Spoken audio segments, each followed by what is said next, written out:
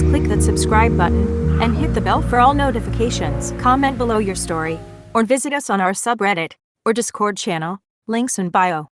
I used to live in New Orleans. The city gets tourists constantly. All you have to do is give local suggestions for the tourists as an excuse to meet up. I was on Tinder one day and matched with someone who was visiting for the long weekend. I think it was Labor Day. Can't remember exactly. We originally planned to go to a famous bar before actually fucking, but she had me meet her at her Airbnb first. Ended up not bothering with the drinks and hopped into bed. After we had finished, I made a joke about how if she missed her flight the next day, just text me and she could stay at my apartment and do this all over again. I never expected to hear a word from her. Sure enough, I get a message at work the next afternoon, saying her flight was cancelled due to some mechanical issue. She asked if my offer still stood. I drove to the airport, picked her up, and went back to my place. Second round was even better than the first because we already had an idea of how the other liked it. We eventually fall asleep. I drive her to the airport the next day and she gets on her new flight and leaves. Haven't seen her since. Probably the one and only time that I was happy with a United Airlines flight cancellation. I had begun talking to a guy on POF who lived in a different city from me, in the UK. We talked pretty much every day. He seemed sweet. One night I went to the local pub with a few friends, got really drunk and decided it would be a really great idea to go visit this guy for sex. I called a taxi. This taxi seemed to take forever on the motorways etc., but I was obviously drunk and had no sense of time. I ended up pissing myself, threw my trousers onto the taxi seat. The driver didn't notice. I got to his house. I must have smelt of piss and I must have looked a complete mess. We had sex. Next morning, I looked at my email taxi receipt, £81.25. I spent £81.25 to get to a guy's house to have sex that I couldn't even remember. He gave me the money for the train home and we never spoke again. I was living with my long-term girlfriend and she broke up with me. Then, decided to give it another shot. After a few days, I hadn't even moved out, and about a week later I said, "What the fuck am I doing here?" and broke it off with her, moved out and moved back to my hometown. I had a storage shed that I kept all my stuff in, but I didn't have a place to live, so I was crashing on my buddy's couch. He was a drinker. When I moved in, we started going through 30 beers a night and half a handle of cheap whiskey. One night, in particular, we were already several beers too deep and I decided to shave my beard into a Hitler mustache. I proceeded to drink more and forgot about it. We usually just got hammered at his apartment with a bunch of friends. We were young. This was the party house, when someone suggested karaoke. I ended up going out to this pool hall where they had karaoke night and I met a random girl that was kind of chubby, but cute, so we hung out all night. She invites me to her place and when I drunkenly agree, she has two. Red flag 1, get her mom to give us a ride. So, her mom gives us a ride to her place and also gets out and comes upstairs. Oh, red flag 2, she lives with her mom. Awkward, but I'm drunk, so I carry on. I don't remember the sex, but there is a pounding on the front door the next morning and she gets up. We were on the couch, and runs out of the room. I kinda sit there for a second and she comes back in, this time with a shirt on, and opens the door, says, "Come in. I'll be just a minute." And, red flag 3, this super thug black dude walks in and then it's just me and him. I'm still lying on the couch, shirtless, with a Hitler mustache, while she gives him his baby for visitation. I turned my life around shortly after that night.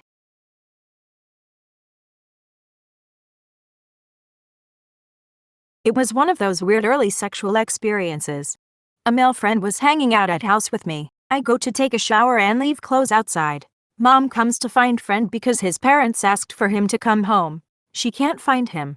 She comes and knocks on bathroom door and asks where my friend is. I have to say he's in here with me and let him out. After he spends 60 seconds putting his clothes back on, it was so unbelievably awkward.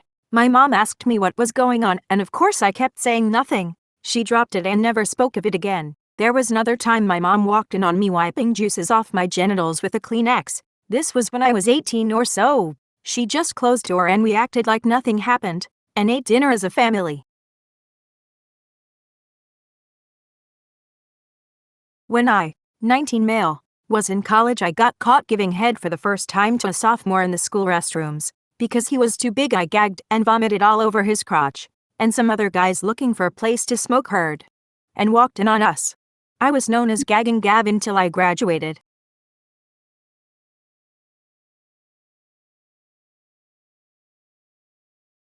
I went through a phase right around the time I turned 30 when I started sleeping around with a lot of different women. A lot of it had to do with my getting out of a not-so-great relationship and regaining my confidence and finding myself and having fun. I felt deprived of all of that. Anyhow, a guy that I used to work with had talked about his luck with dating sites.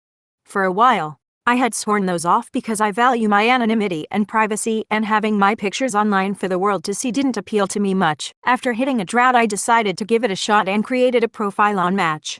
At the time, this was the more respectable of the dating sites, and there were definitely a lot of quality women too. Anyhow, after a few dates and a few subscription renewals, I started to notice a pattern, or shall I say a secret call sign.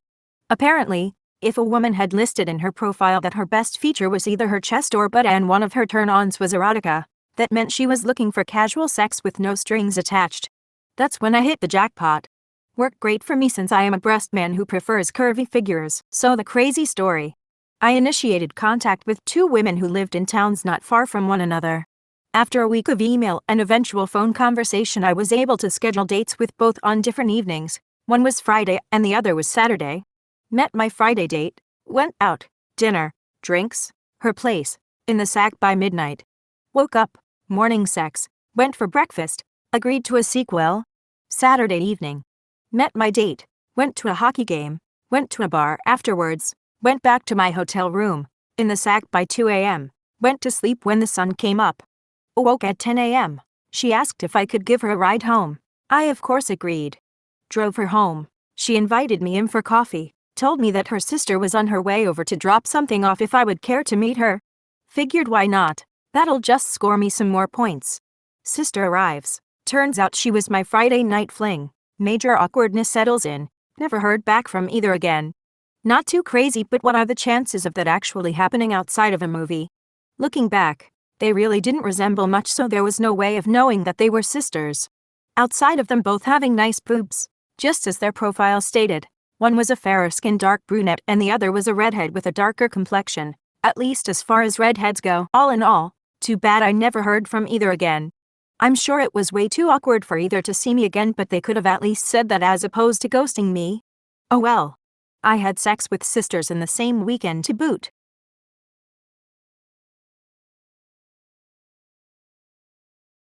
Being bisexual, my odds are pretty good when hooking up. I went to a local pub and noticed a really attractive woman sitting by herself. I decided to sit with her and make small talk. We hit it off really well, and after quite a few drinks she opened up about her marriage, saying that she thinks her husband is cheating and he was out of town, so she decided to go out and have a one-nighter.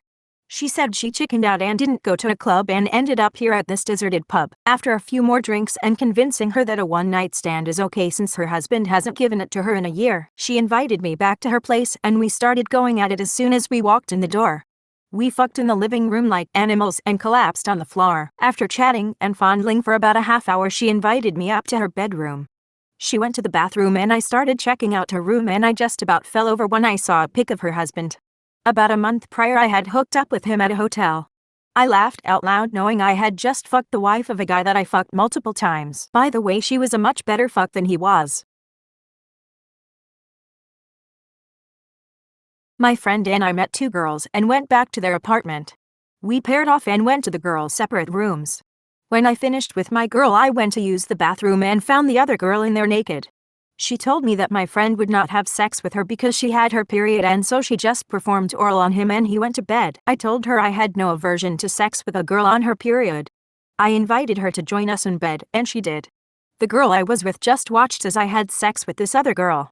I performed oral. I earned my Red Wings long ago, and then intercourse until she had an orgasm. The girl I was with thanked me for all the blood on her sheets, and so I helped her change the sheets while the other girl went back to her room. My friend never knew what happened that night.